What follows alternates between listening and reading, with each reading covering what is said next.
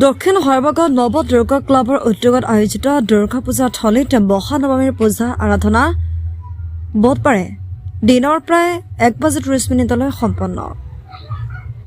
আজি মহানৱমী সমগ্ৰ ৰাজ্যত মহানৱমীৰ পুণ্য তিথি ভক্তি আৰু আনন্দত উদযাপন কৰা হৈছে। প্ৰতিটো পূজা মণ্ডপত চাকি বন্তি ধূপ ধূনা জ্বলাই ভক্তগণে দেৱী মা দুৰ্গাৰ চৰণত শিৰ নত কৰি আশীৰ্বাদ কামনা কৰিছে। নৱ দুৰ্গা ক্লাবৰ উদ্যোগত আয়োজিত দুৰ্গা পূজা থলীত মহানৱমীৰ পূজা আৰাধনা শ্ৰদ্ধা আৰু ধৰ্মীয় আচাৰ অনুষ্ঠানৰ মাজত সম্পন্ন হয়। অঞ্চলটোৰ বহু ভক্তই এই পূজাত অংশগ্ৰহণ কৰি দেৱী দুৰ্গাৰ চৰণত প্ৰাৰ্থনা আৰু আশীৰ্বাদ গ্ৰহণ কৰিছে। আমাৰ নৱদুৰ্গা ক্লাবৰ আজি মহানৱমী। এই মহানৱমী তিথিত আমাৰ পূজা প্ৰায় শেষ হৈ আহিছে। আমাৰ যজ্ঞৰ কাম চলি আছে।